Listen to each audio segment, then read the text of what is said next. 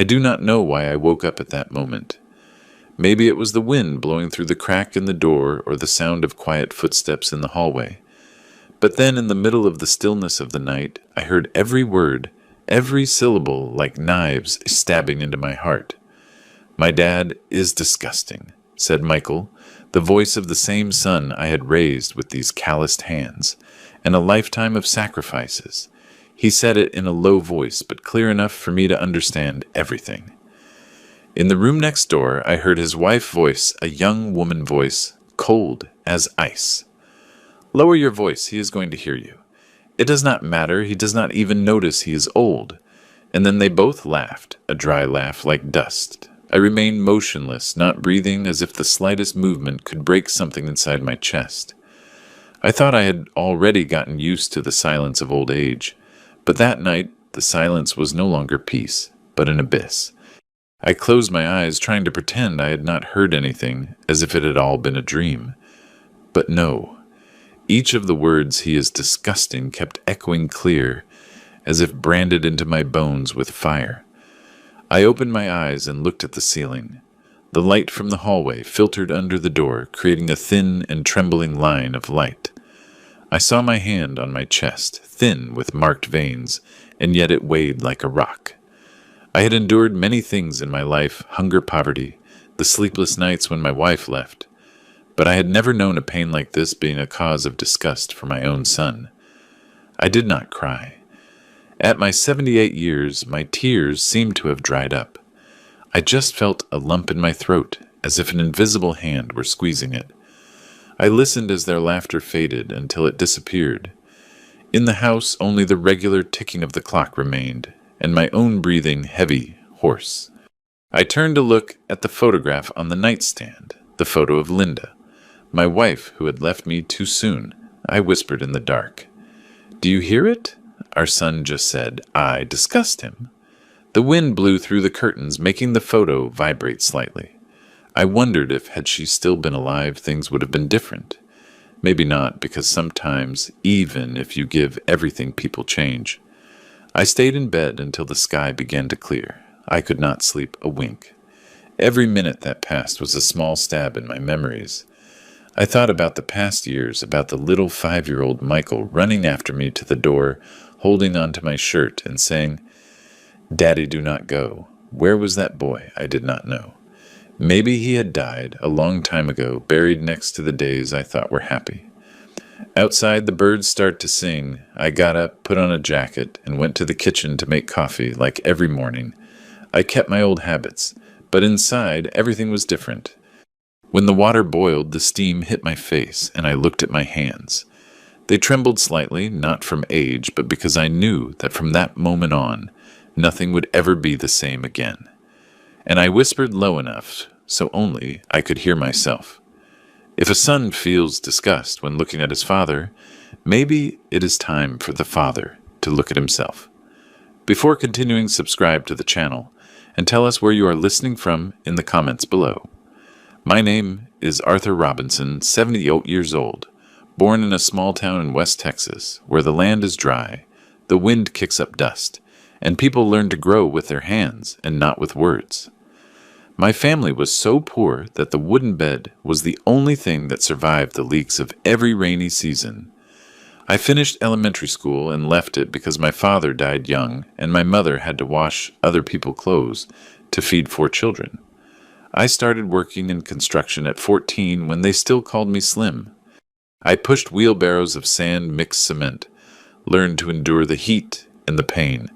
But it was there amid the roar of hammers and the smell of lime where I learned one thing. A man must support himself with his own hands without waiting for anyone to rescue him. I worked tirelessly, every dollar earned with the sweat of my brow. At 26, I married Linda, the girl who sold flowers at the market, the one with the sad dark eyes, but who always smiled. We had 2 children, Michael and Sarah. The day they were born, I felt my life light up as if heaven owed me some happiness and had finally decided to pay me. But life is never fair for long. Linda died young, a fever an afternoon with no time for goodbyes.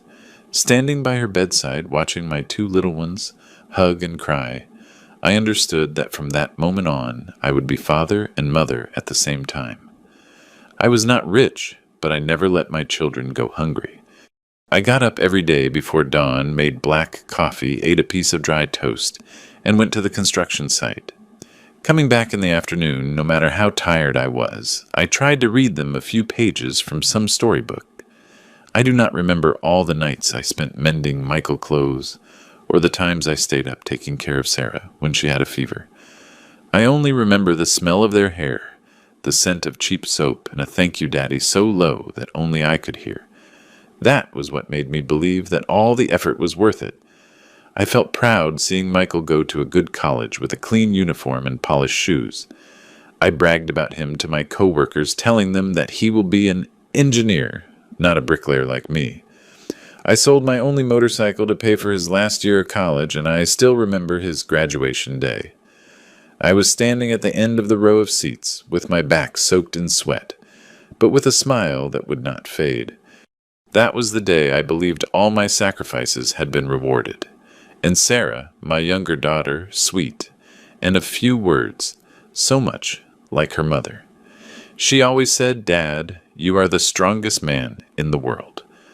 I laughed and answered her that I was just a man who knew how to endure. Years later, when work improved, I managed to open a small hardware store. It was not big, but it allowed me to hire someone and spend more time with my kids. I was able to buy my first house, the same one Michael would later call the old palace. For me, it was not just a roof, but every brick of my entire life. Remembering all that does not bring me pride, only sadness, because it turned out that everything I worked so hard to build, I had given to someone who now looked at me with contempt. I gave the love of a lifetime to someone who did not know how to return it. Sitting by the window, listening to the noise of the cars on the street, suddenly, I thought maybe it was because I loved him too much that he forgot how to love back. Since that morning, I started seeing everything in the house with different eyes. Nothing had really changed. It was still the same old kitchen, the cream-colored walls, with the paint peeling a bit the cactus on the porch that bloomed every morning, but I felt a coldness that seeped into every corner. It did not come from the wind, but from the attitude of the people. Michael got up late as always. He came into the kitchen, threw me a fleeting glance, and asked reluctantly, "Did you sleep well?" "Dad," I nodded, smiling as if I had not heard anything the night before. I poured him a cup of coffee with a steady hand. "Good son, very good." He thanked me. He took a sip and concentrated on his phone. Not another word. Between us, only the sound of the spoon against the cup, rhythmic and strange. I looked at his hand. Long fingers clean, without calluses, without traces of metal, nothing like mine. Suddenly I thought that maybe that was why he saw me as dirty, rough, disgusting. That thought was like a pin, small, but stuck right in the place that hurt. At noon, he worked in the living room, his laptop open, headphones on his voice, sounding firm and determined. He was calling someone, probably a colleague. I passed by there by chance and heard a few words. "Yes, he still lives with me. You know, old slow. I do not want him to fall in the middle of the living room." And then a laugh. I stopped for a second. And then I kept walking in silence towards the garden where I myself had planted every rose bush now with withered leaves from lack of care. I sat on the stone bench looking at the house I had built with all my strength, and for the first time in many years I no longer felt it as my home. It seemed like a cage. During the whole afternoon I barely spoke. I did the usual, watered the plants, cleaned the table, tidied the kitchen, but inside something was burning on a slow fire. It was not rage, but a desolate sadness, that of someone who realizes he is nothing more than an object in his own house. At nightfall, Michael had dinner with his wife. They spoke in whispers, laughing every now and then. I was sitting at the other end of the table in silence. They did not notice my presence. After a while, my daughter-in-law got up and cleared the plates, while Michael said loudly, "Dad, do not get up. I will do it." But I knew it was just an empty gesture of courtesy. I nodded and cleared my own. Passing by the living room, I heard them whisper, "He stays quiet all day. It is better this way. I went back to my room and closed the door. The room was in semi-darkness. Only the ticking of the clock could be heard. I sat on the edge of the bed, looking at my old shoes placed neatly on the floor. Those shoes had accompanied me for 10 years. They had stepped on thousands of yards of dirt. They had walked through countless construction sites. I bent down and dusted them off carefully. In that moment, I felt I was the last one who still remembered the past. That night, I did not sleep either. I sat by the window listening to the whistling of the wind between the bars, thinking of Linda of the days when I held little Michael in my arms. I asked myself, did I spoil him too much, to the point that he forgot what gratitude is? And then I understood. It is not time that distances people, but the silence between two hearts, when one no longer wants to listen, and the other does not dare to speak. I sighed and drank a sip of the cold coffee that was on the table. In the mirror, my reflection returned a tired look, but more lucid than ever. I knew that if I stayed in silence, sooner or later, I would disappear completely, even if I continued living in my own house. And from there, a small idea, clear and serene, began to germinate in me. It was time to leave.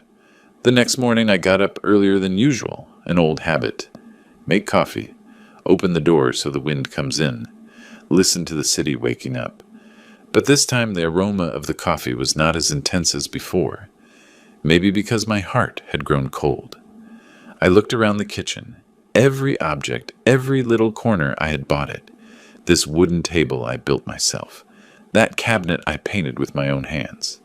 But Michael never saw the paint stains on my hands back then. For him, everything was already there. While I was tidying up, I opened a closet looking for some papers. By chance, I found an old box lined with blue fabric. At noon, Michael came home to eat. He talked on the phone throughout the meal, typing on his laptop without looking at me. I was sitting opposite in silence, listening to every yes, no, sure, and then a we will talk later. When he hung up, I asked him in a low voice, "How was work today, son? Normal, Dad." "I am very busy. Do not worry about those things," he answered without looking up. I looked at his face, that of a grown man, a stranger with no trace of the boy who used to run to the door to wait for me when I came back from work. I remembered the times I had sacrificed for him. The day he lost his job, I sold a small plot of land on the outskirts to pay his tax debts. Another time, I gave him the only truck from my company so he could start his own business. I even remembered the night I spent awake, preparing a business plan for him to present, because he told me, "Dad, you have more experience." In that moment, I felt happy helping my son. I did not know that each of those acts was slowly turning me into a shadow, making him believe his father would always be there to fix his mistakes, regardless of whether they were right or wrong. Now all that was just footprints in the memory of an old man. I looked at my hands, the fingers that had built a house, that had cradled a son, and that now only trembled holding a cup of coffee. I exhaled very softly, as if letting go of a part of the past. In the afternoon, I tidied my room. Every object had its own story.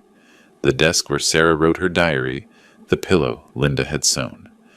I walked through every room as if saying goodbye to everything. Stopping in front of our wedding photo, now faded, I whispered, "Linda, I have done everything I could. Maybe it is time to learn to let go." I sat on the bed, took a small notebook, and wrote a few lines. Affection, when not valued, becomes a burden. Maybe the most merciful thing I can do for my son now is disappear from his life. I closed the notebook and looked out the window where the afternoon light was fading. In that instant, I did not feel rage nor fear, only a lightness in my heart, that of someone who finally accepts the truth. At nightfall, I sat on the porch, listening to the wind whisper among the leaves. The smell of damp earth and wood smoke floated in the air. In the distance, the sound of a car faded away. I closed my eyes and told myself, "Soon, Linda. I will leave in silence like the shadow no one notices when it abandons the house it once built." I did not tell anyone what I had heard, nor did I say a single word to Michael. I kept silent like someone who guards a wound in the chest, not touching it, so it does not bleed. But the more I tried to repress it, the clearer the pain became. The following days I lived like a shadow. I did everything as always at the same time with the same routine. Make the coffee, sweep the patio water, the plants cook lunch. But my spirit was no longer there. One morning, while washing a cup, I saw my reflection in the water.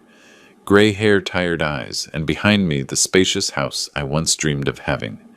I remembered that, as a young man, I believed that with a solid roof, my children would never go without that brick.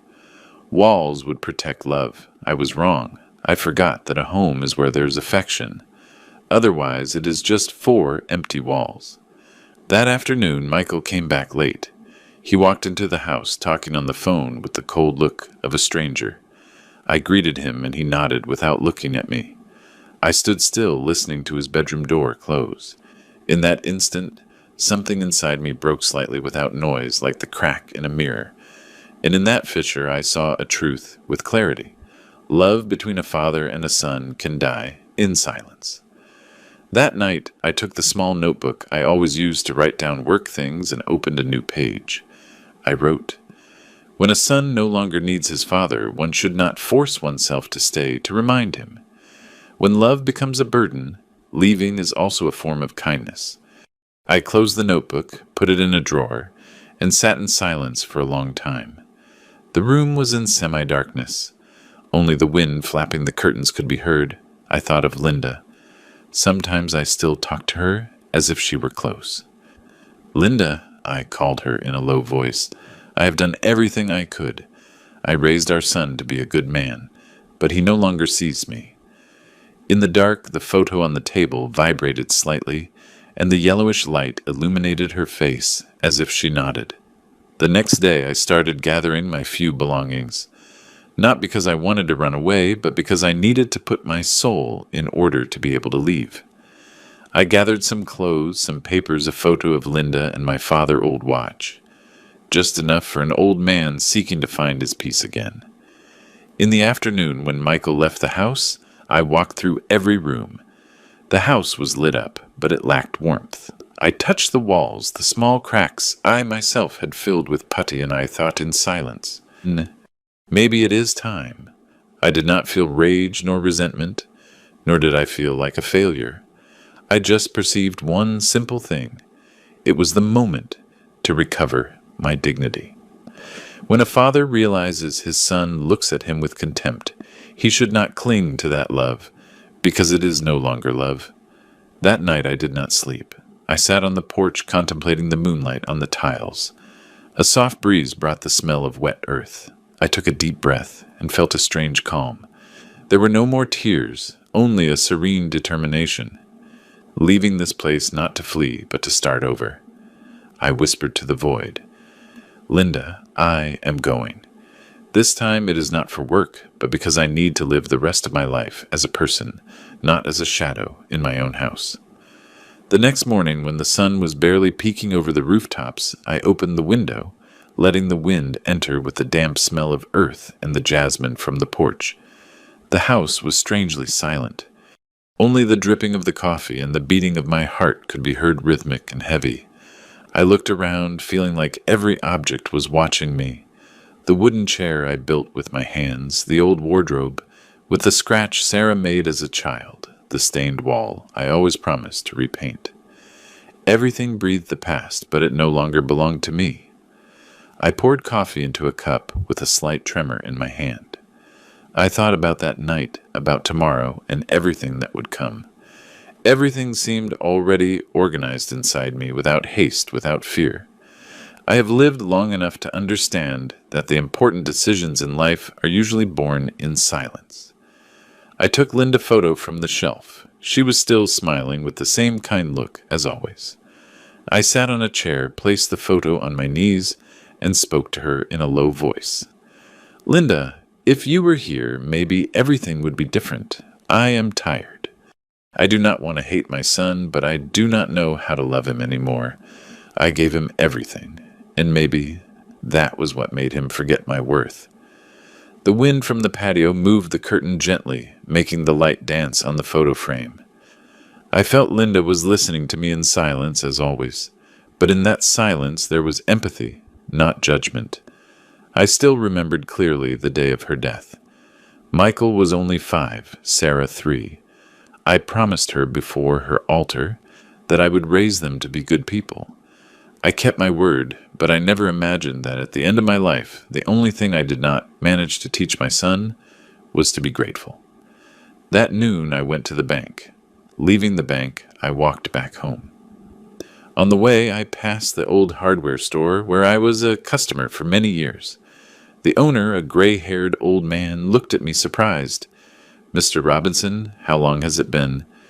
How can I help you?" I smiled slightly. "I came to ask something simple. If I wanted to sell a house, do you know someone trustworthy?"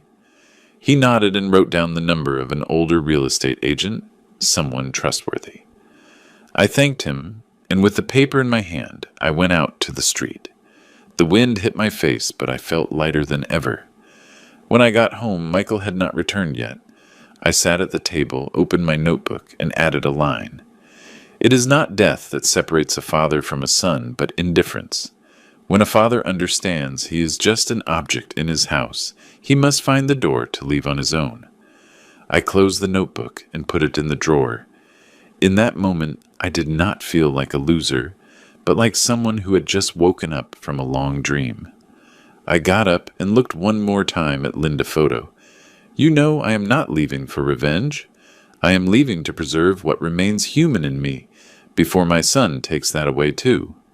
I turned off the light, leaving the room in the pale light of dusk, and in that darkness I heard clearly the voice of my heart. It was time to go for real. Monday morning I woke up early as usual. On the porch the dew still shone on the leaves. The distant crowing of the neighbor rooster was an old custom I had heard for decades. But this time getting up, I knew today would be different. I put on the white shirt Linda liked so much, buttoning it carefully, and looked at myself in the mirror. In it I saw an old man with gray hair, sunken eyes, but with a back still straight. I looked at myself and said in a low voice, "Today, Arthur." We start again. I carried with me the paper with the real estate agent phone number. After calling an older man, voice deliberate and polite, answered, "Mr. Robinson." "What a pleasure. Tell me, how can I help you? I want to sell my house, but I want discretion." There was a silence for a few seconds on the other end, and then he answered, "Understood. Can we meet today? Sure, at 3. The meeting took place in a small coffee shop near downtown. The man named Mr. Henderson was around 60. He wore glasses and had a neat appearance. He listened to me without interrupting, without curiosity. When I told him the house had no debts or mortgages, and that it was solely in my name, his eyes shone with surprise. "And are you sure you want to sell it?" "It is a very nice property, Mr. Robinson." I nodded. My life was nicer when my family still looked at me with love. The house makes no sense anymore. We did the paperwork quickly. Henderson promised to find a discreet buyer without flashy advertising. I signed some papers. My hand did not tremble. When the ink dried, I felt as if an invisible rope had been cut, the one that tied me to the past. Walking back home in the afternoon, I went down the hallway, observing everything with a different look. Every brick, every door frame, the walls I had raised with my own hands, now seemed strange to me, as if they no longer belonged to me. I touched the wall and felt it cold, not because of the cement, but because the people heart had grown cold. At night, Michael arrived home and asked distractedly, "Dad, I had a long meeting today. Is there any coffee left?" "Yes, son, in the pot." I served him, watching him in silence. He did not notice that my look was different, nor did he see the real estate agent business card on the table next to an unmailed letter. After dinner, I sat on the porch, the street light casting a yellow glow on the tiles. I looked at my hands, the same ones that had built this house, that had cradled my son, and that were now about to sign to abandon it. I did not know whether to call it loss or liberation. I only knew that in my heart there was a void, neither heavy nor painful, simply silent. The next day, Henderson called to give me news. There was already an interested party. A foreign businessman wanted to buy it immediately, paying in cash. Everything happened so fast that even I was surprised. He told me, "It seems fate is in a hurry, Mr. Robinson." I smiled bitterly. Sometimes when one takes too long to decide, life decides for you. That night I wrote a few more lines in my notebook. A house can be lost, but dignity cannot. Once I built walls of cement, now I learned to rebuild myself with silence. When I finished writing, I heard Michael laughing while talking on the phone in his room. He was telling someone that house will be mine someday. I smiled slightly, without bitterness, without anger. The smile of someone who has already understood everything. I turned off the light and looked around one last time. The moonlight entered through the window, illuminating the familiar objects. I said in a low voice, "Linda, I am almost leaving. In this house there is no room for memories anymore, but I still remain. The memory still remains. And us, even if we are only the breath of the past, we will continue together, but in another place, a quieter place." 3 days later, the deal was closed. All the papers were signed on a foggy morning. Mr. Henderson shook my hand, his look full of respect. "Congratulations, Mr. Robinson. Everything is in order. The buyer pays in cash, and the transfer is made today." I nodded and thanked him. I felt neither joy nor regret, only the feeling of having fulfilled one last duty to myself. Leaving the office, the midday light hit my face so bright I had to close my eyes. A chapter of my life had just closed as softly as the sound of a wooden door closing behind my back. I returned home in the afternoon to the house that was no longer mine. Everything remained the same, but I saw it differently. Every object, every wall seemed to say goodbye to me in silence. I walked down the hall, stopped before our wedding photo, and gently touched the dusty glass. "Linda, it is done." I managed to let go. I took my old canvas bag, folded my clothes, put in some papers. Linda photo, my father, old watch, and the small notebook, the only things I considered my true heritage. I stopped for a moment looking around the room. It was a strange sensation, as if leaving my own body but remaining conscious. I took out from the drawer the sheet of yellowed paper I had prepared. I rested the pen and wrote slowly, every letter, with care, without shaking. "Do not worry, son. You will not have to pretend anymore. The one who embarrassed you is gone. Take care, Michael. I hope someday you understand that love is not inherited. It is earned." I folded the paper, put it in a yellow envelope, left it on the dining table, and placed a small stone on top so it would not blow away. I looked around one last time. The house was in silence. The afternoon light entered through the window, making the dust motes shine. I remembered the day I finished building this house. Michael was 10, Sarah 7, and Linda was still alive. That day we ate for the first time in a living room without doors. The wind came in smelling of fresh lime. I thought it was the beginning of a happy life. Who would have said it would be the place where the last years of my relationship with my son would close? I went out to the porch. I locked the door without looking back. On the street, people walked hurriedly. I dragged my suitcase slowly, listening to the sound of the wheels on the sidewalk. Every turn was a weight releasing from my heart. At the corner, I stopped and took a deep breath. In front of me was the bus stop. I took the first one going downtown. On the bus, I sat by the window and looked out. The city moved away, its lights reflected in the glass. I put my hand in my jacket pocket where I kept the transfer receipt, the proof that everything now belonged to me, and only to me. I got off at the last stop and took another bus to the airport. I had bought the ticket 2 days before. One way, no return to Phoenix. No one knew. No one asked.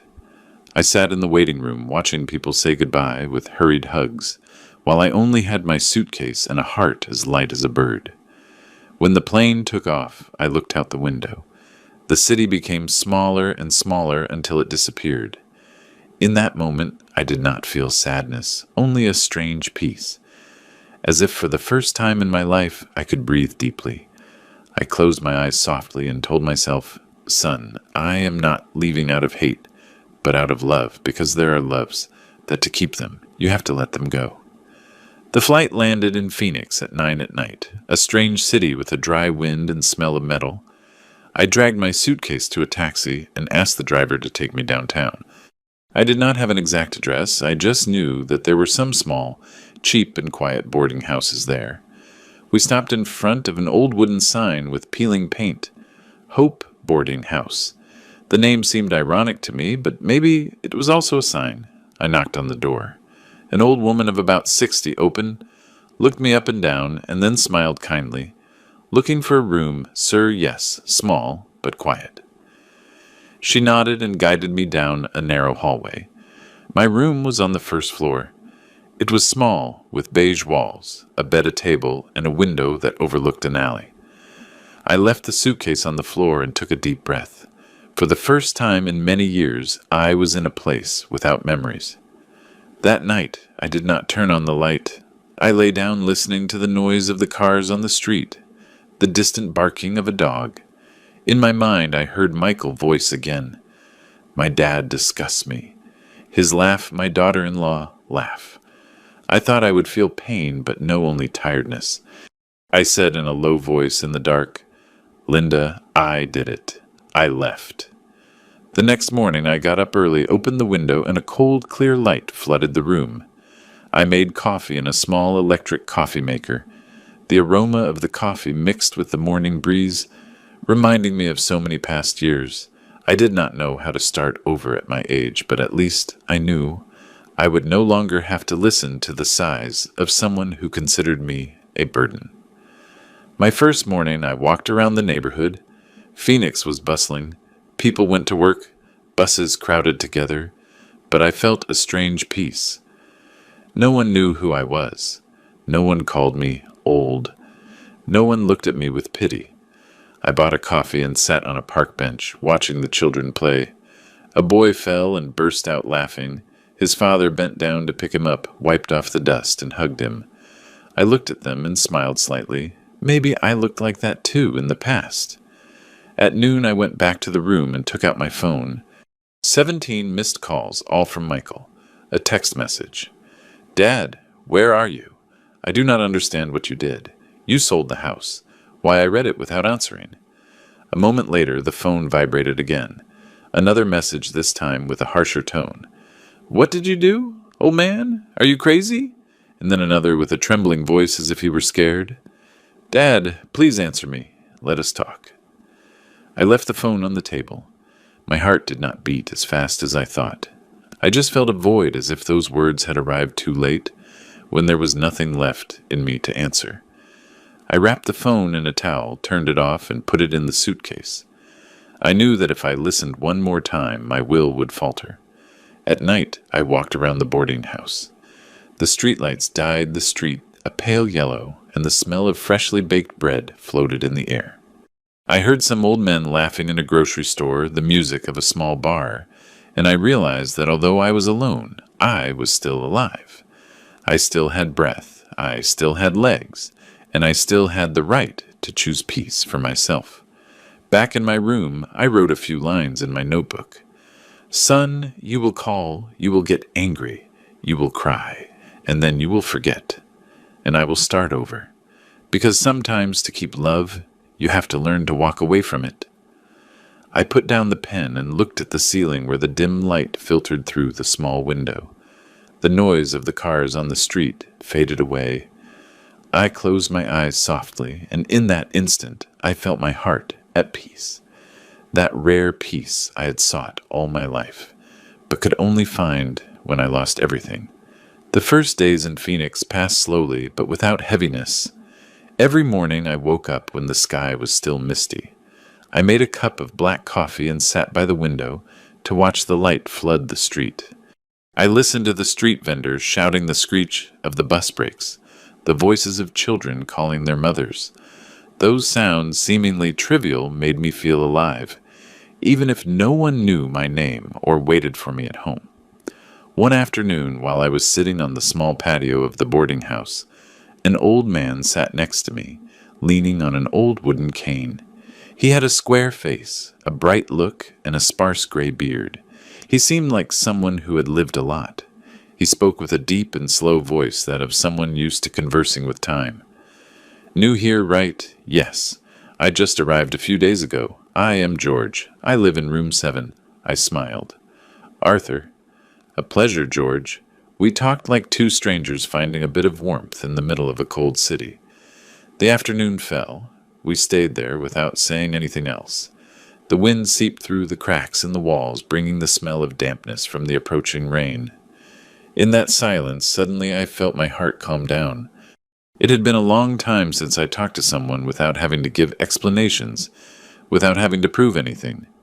From that day on, George and I became friends. In the morning, he used to knock softly on my door. Coffee, old man, and I answered, always. We sat in a corner of the porch, each with his cup of coffee, watching the street wake up. People went to work. Students laughed. The sky cleared. And in that brief moment, I felt more at peace than ever. Sometimes we talked about our children, he said. Children are borrowed, Arthur. We raise them, feed them, but they do not belong to us. Some return, others get lost. I just nodded. There are truths that do not need to be discussed, only accepted. At night, I used to write in my notebook. Each page contained only a few lines, but it was the only way I had to preserve a part of me. Day 8 in Phoenix. I still do not get used to the loneliness, but I am no longer afraid of it. Here no one knows I'm someone's father, nor does anyone despise me for my age. I am just Arthur, and that is enough. One noon, while walking through a small market near the boarding house, I saw a group of children playing soccer under the sun. A boy fell and scraped his knee, bleeding a little. I approached quickly to help him up. He looked at me with his clear, dark eyes and smiled. Thank you, sir. I froze because in that smile I saw for an instant the Michael of my childhood. The same eyes, the same laugh before time and ambition turned him into another person. That night I went back to my room. I poured myself a cup of coffee and sat on a small wooden chair. The wind from the street entered light but penetrating. I said in a low voice, Linda, maybe I am still lucky, because in this strange place I have found a little warmth from people without blood ties, without strings attached. I drank a sip of coffee and added one more line in my notebook. Sometimes family is not where you are born, but where they listen to you, without judging you. And I realized that peace in reality is not in any place. It only comes when you stop expecting someone to understand you. One morning, while I was sitting with George on the porch drinking coffee, the landlady brought me a thick white envelope. For you, Mr. Robinson. It arrived a while ago, she said before leaving. I recognized the handwriting on the envelope. Neat, cold, with the name of a law firm. I had a bad feeling. I opened it and read every line slowly. By means of this letter, you are notified of the intention to challenge the sale of the property located in... I read it 3 times to understand it completely. Michael was suing me. He claimed that when signing the sales contract, I was not in full use of my mental faculties, meaning that I was senile, that I was not aware of my actions. I laughed not out loud, just a huff that sounded like the wind. I did not feel rage nor surprise, only relief, because I had already foreseen it. George looked at me and asked in a low voice, Is something wrong? I folded the paper and answered, Nothing I did not expect. It is my son, and he wants what is no longer his. He just shook his head and said slowly, When love does not teach respect, life takes charge. That afternoon I went to the bank. Mr. Lewis, the young advisor, recognized me immediately. I handed him a copy of the documents and said, I am going to need certified copies of all the movements and a medical certificate from my doctor, the one we left on file. He understood instantly and nodded. Legal problems, Mr. Robinson. No just truths that need to be put in writing. Before selling the house, I had done everything according to the law. I had a medical certificate confirming my total lucidity, a video of the signing before a notary, and even a statement I read myself clear and articulate. Everything was on file. I was not worried. The next day I called the law firm listed on the envelope. When the secretary answered, I said calmly, "This is Arthur Robinson. Tell the lawyer that his client, my son Michael, can forget about this lawsuit. If he insists, I will have to show evidence that will make him embarrassed in front of a judge." She kept silent for a few seconds, and then just said, "I will convey it to him, sir." I hung up. In the room, the afternoon light entered obliquely through the window, illuminating the still steaming cup of coffee. I laughed alone, not for the victory, but because I realized that for the first time in my life, I had learned to defend myself without needing to shout. 3 days later, there were no more letters or calls, but one night, turning on the phone to see the news, the screen blinked. 20 new messages. Michael. I opened one. It was his voice, hoarse, tired. "Dad, I did not know you had done all that. I did not think you would leave like that. About the disgust. It was nonsense. Sorry. Come back, please." I listened to the end and turned off the phone. I did not cry. I just stood still, looking out the window at the blinking lights of the city. I thought of George's words. There are wounds that do not heal with justice, but with distance. I added one more line in my notebook. "Son, there are apologies that do not need to be heard, because when a father heart has grown cold, only silence remains, and silence is also an answer." Then I closed the notebook and poured myself more coffee.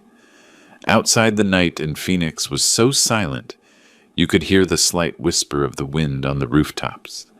For the first time in many years, I felt truly firm, not for having defeated anyone, but because I had finally chosen peace for myself. A week later, I was sitting on the porch of the boarding house, writing a few lines in my notebook, when the old phone vibrated softly. It had been off for a long time, but that day I do not know why I turned it on to check the time. An unknown number appeared on the screen. I was going to ignore it, but a feeling stopped my hand. I answered. "Dad," I froze. That voice, sweet and trembling, I could not be mistaken. It was Sarah, my daughter. "Dad, are you there?" It took me a few seconds to find my own voice. "Yes, honey, I am here."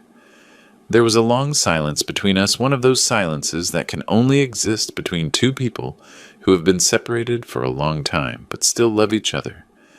Then she broke down crying. "It was so hard to find you. No one knew where you were."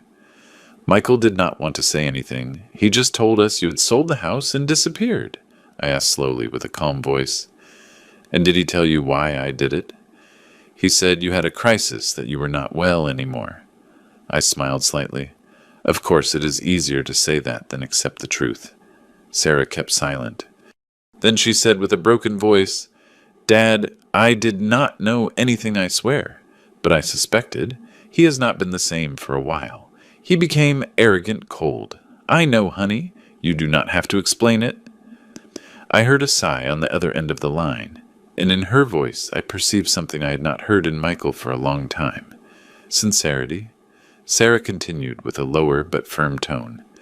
"Dad, I want to see you. I need to hug you. Leo asks for you all the time." That name made my heart stop. Leo, my grandson, Sarah's son.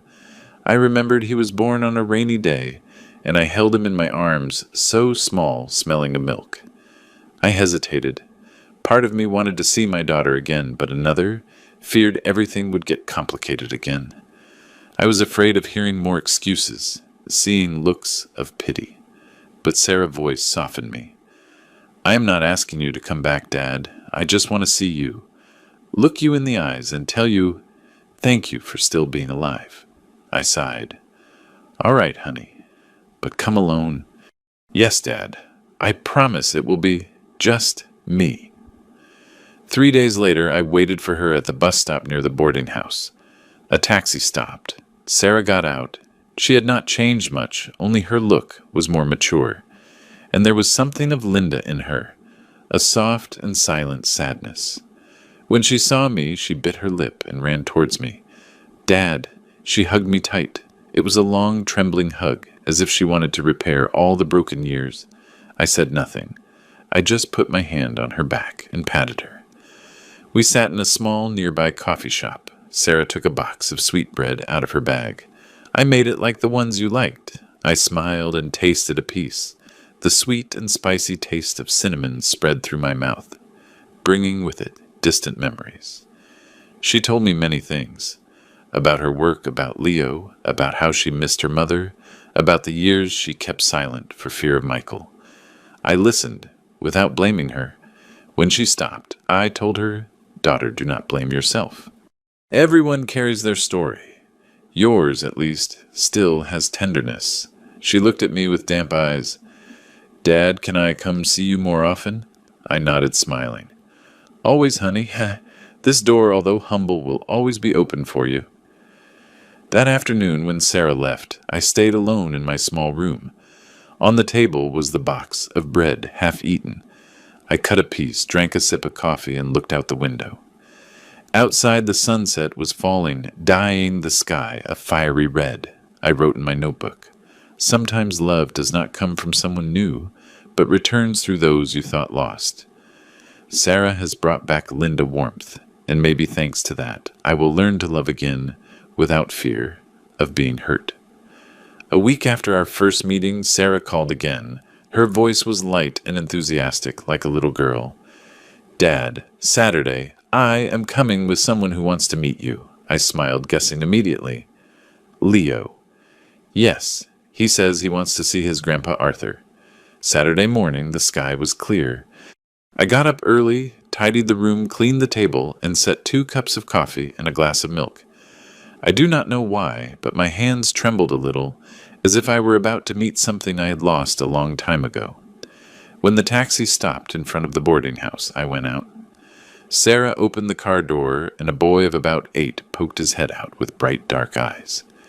"You are my Grandpa, Arthur, right? Yes, son." "I am." He smiled and handed me a small ball. "Will you play with me after breakfast?" I nodded with a lump in my throat that prevented me from speaking. The 3 of us sat in the small room. Sarah had brought sweetbread, and the aroma of flour and cinnamon flooded everything. Leo talked to me about his school, the neighbor dog, that he wanted to learn to play the guitar. I listened and smiled. Every time he said Grandpa, I felt like a piece of my heart was being repaired. After breakfast, we went to a nearby park.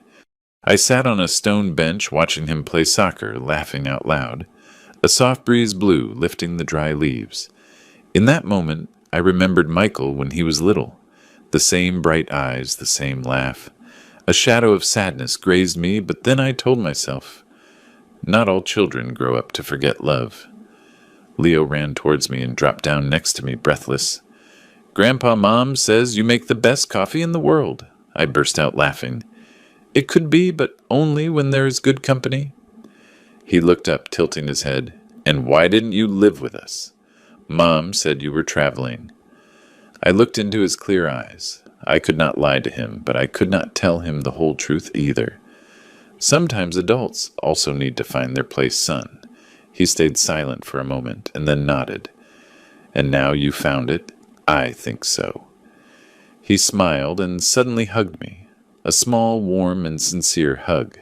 At nightfall, Sarah said it was time to go. Leo did not want to. He grabbed my hand tightly. "Can I come back, Grandpa?" "Sure, whenever you want." When they were out of sight, I stayed at the door for a good while, watching the dusty street. On the bench, his small ball had remained. I picked it up, dusted it off, and placed it next to the window. That night, I did not sleep. I sat down to write in my notebook with trembling but firm handwriting. Today they called me Grandpa again. Sometimes life takes a son and gives you back a grandson as a way to remind you that love does not die. It just changes form. I closed the notebook, listening to the wind outside. I no longer felt alone. In my heart, a small spring had just begun. Since Sarah and Leo found me, my life acquired a new rhythm. Saturday afternoons no longer passed in prolonged silence. They arrived, bringing with them laughter, the smell of sweet bread, and the scent of soap from a child's hair.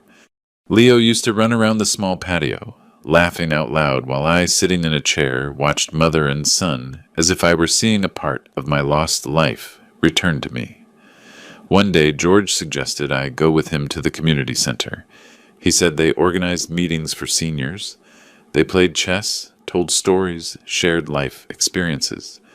I hesitated.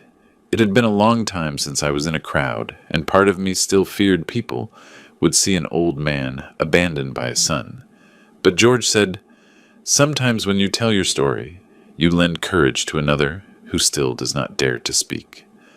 I thought about it all night and finally accepted. That afternoon, I put on my oldest shirt, took my notebook, and entered a small meeting room. There were more than 20 people of different ages sitting around a round table. They told stories about old age, about children living far away, about loneliness. Some laughed, others cried. When my turn came, I stood up, hands trembling slightly.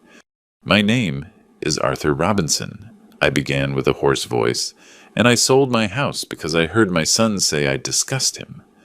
The room went silent. I could hear the slight creak of a wooden chair. I told my story without haste, without drama, like someone pulling thorns from the heart. I spoke of my life, of work, of Linda, of Michael, of the night I heard those words, and of my decision to leave in silence.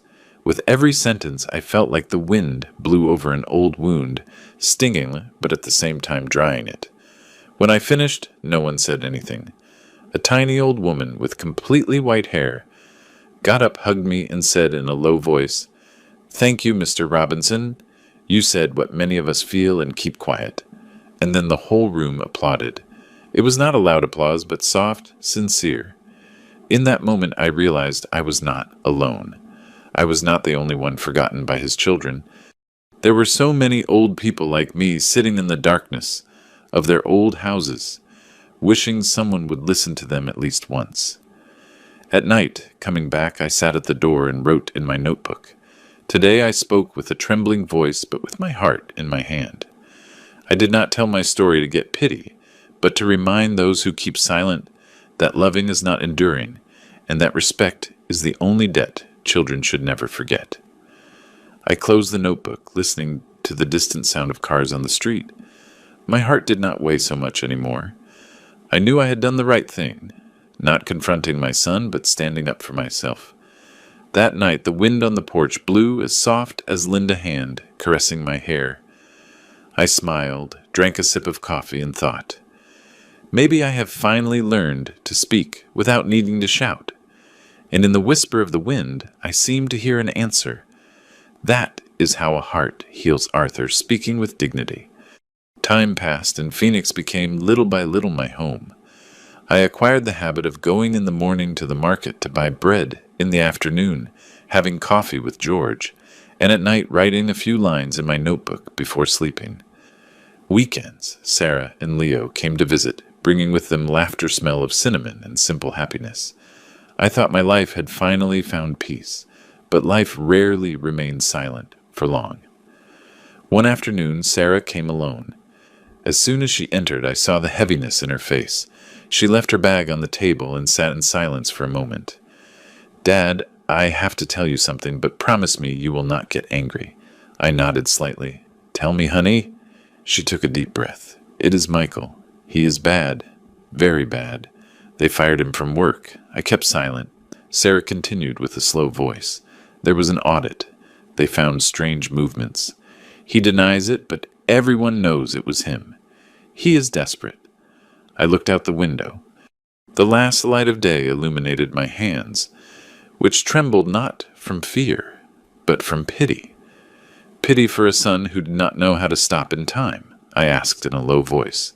"And what do you think I should do?" Sarah lowered her head. "Nothing, Dad. I just wanted you to know. He did not ask me to come, but I know how he is. When he feels cornered, he attacks." I nodded, understanding immediately. Michael had always been like that. When he lost control, he looked for someone to blame, and usually that person was me. That night, I could not sleep. I went out to the porch and sat down to look at the starry sky of Phoenix. I remembered every stage of my life, the years of exhausting work to raise my children, the long nights with no company but the sound of the wind. I sighed. There are children we love with all our soul, but that love cannot save them, because they do not need love. They need consequences. The next day, George came to visit. I told him briefly about Michael. He listened and then said, "Do not carry it any more, Arthur. Parents teach, life corrects." That phrase echoed in my head all day. At night, I opened my notebook again and wrote, "I am not angry with my son, but I will not save him anymore. Because if I keep holding out my hand, he will never learn to get up on his own. Sometimes kindness must also have limits." Sarah returned 2 days later. She said Michael was trying to contact me, asking her to give me a message. I just asked her, "Did he ask you to intervene?" "Yes, but I will not do it. I think he is finally hitting rock bottom." I looked at my daughter and took her hand. "Daughter, if he comes, do not open the door without thinking. A desperate man does not seek redemption, he seeks refuge." She nodded with red eyes. When she left, I stayed sitting in the dark with the yellow light of a lamp projected on the wall. It started to rain. Small, constant, sad drops. I did not pray for Michael to suffer, nor for him to be happy. I only prayed for him to see himself before it was too late. I said in a low voice to the night, "Linda, I am afraid this time he will knock on the door again, and I will have to learn to say no." 3 weeks later, what I feared happened. Early one morning, I received a letter from a lawyer I knew back home. I opened it. The handwriting was clear, and the first sentence squeezed my heart. "Your son, Michael Robinson, has attempted to use your name to guarantee an unpaid loan." I read it several times, feeling not rage, but a silent sadness. It turned out that even after disappearing, Michael was still trying to drag me into his chaos. I did not get angry. I just felt pity for a man who had lost even his honor without realizing it. I went to see Mr. Lewis at the bank in Phoenix. When he heard the story, his eyes widened with astonishment. I asked him to help me certify the documents, and then I contacted my old lawyer to file a complaint for identity theft. Everything was settled carefully, without noise, without hate, just a father defending his name for the last time. In the afternoon, coming back, I opened my notebook and wrote, "I saved my son so many times he came to believe he could not live without his father. But the truth is precisely because I always saved him, he never learned to stand up by himself." The next day, I bought a small lemon tree and planted it in front of the door. Sarah asked me why a lemon tree and not a rose bush or flowers. I smiled. "Because the lemon hurts at first, but it heals wounds." She smiled slightly, understanding.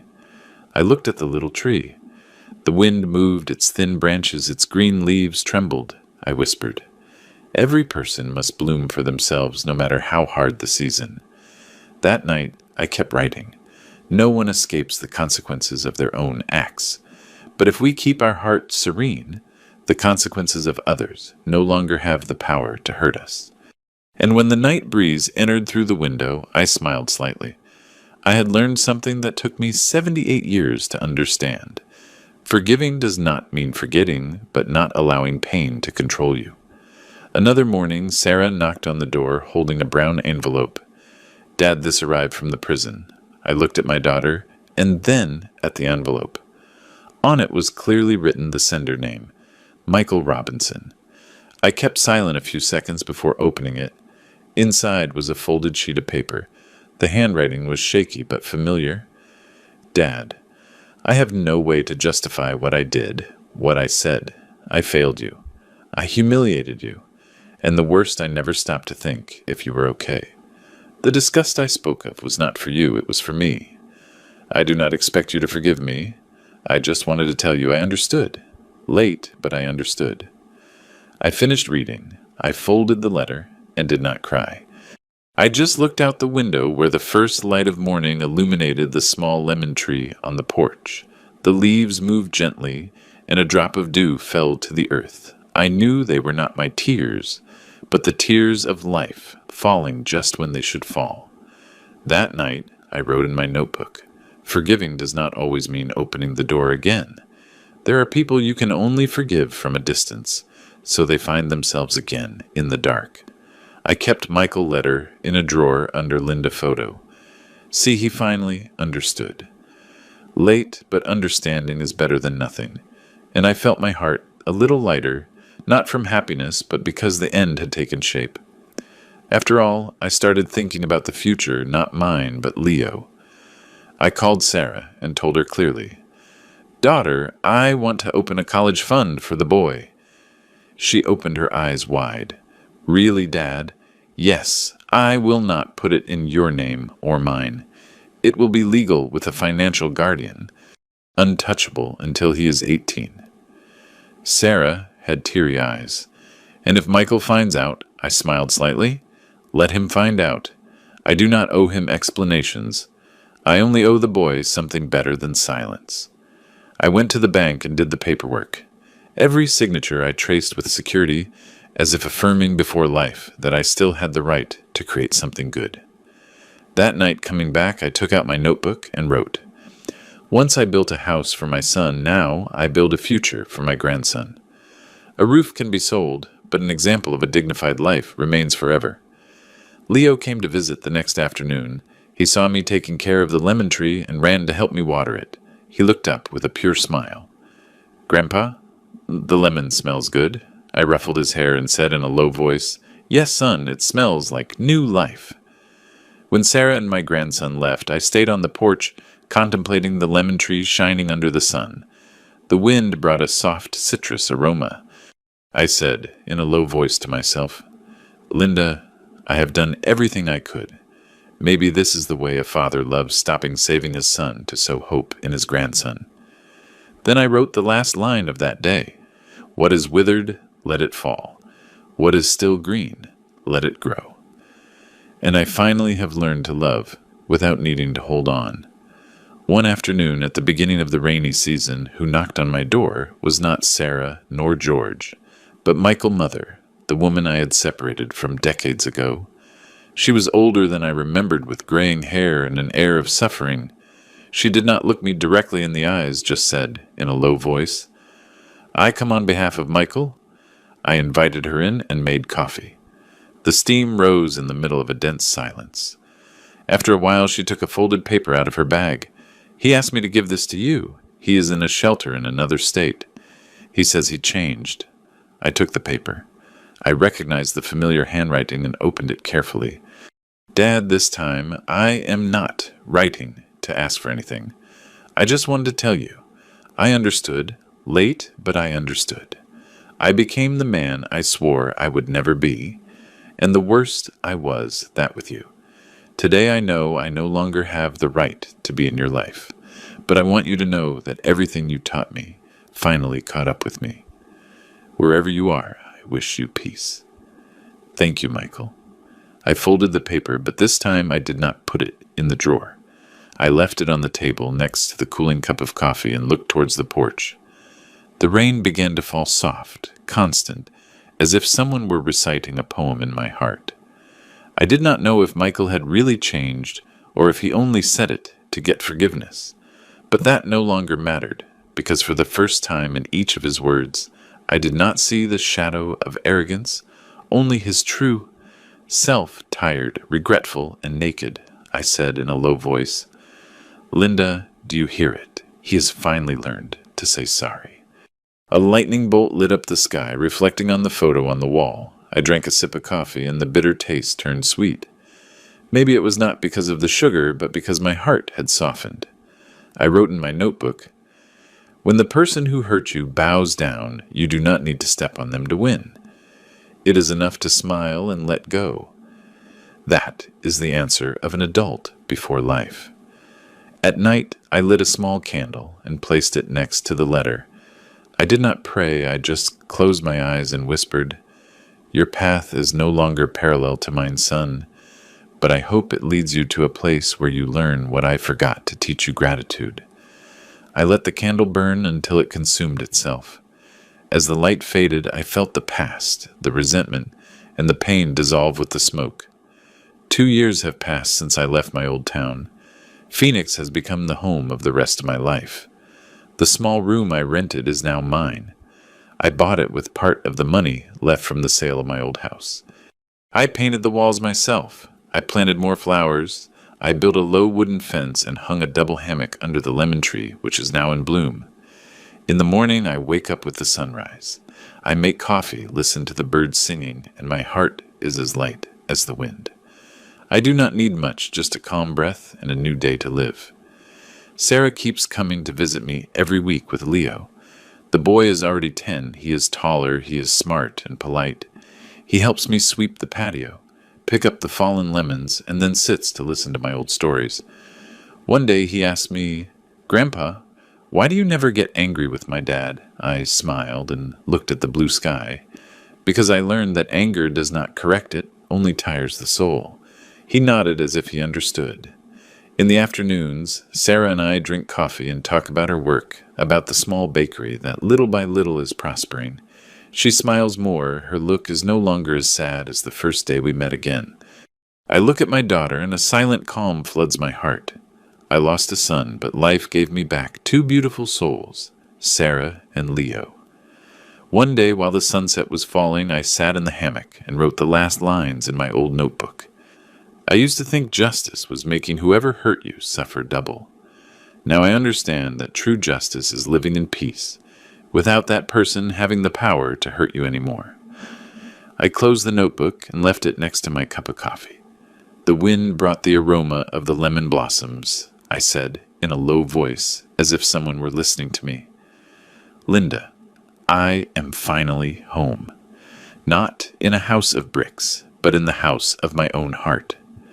I looked up at the sky. The last light of day slipped between the leaves and fell on my shoulders, like gold dust. Leo ran towards me, hugged me, and burst out laughing. "Grandpa, the tree already has fruit." I smiled and nodded. "Yes, son, and every fruit is a new life." I looked into the distance and told myself and all the parents who have ever been forgotten, if one day your son hurts, you do not let that pain kill the kindness in your heart, because dignity once preserved will bloom even in the earth that once was sterile. Then I sighed and closed my eyes softly. In that silence I heard the wind. Leo laughed the whisper of the leaves. Peace in the end was not far. It was right here in me, in my breath, and in a forgiveness that at last was complete.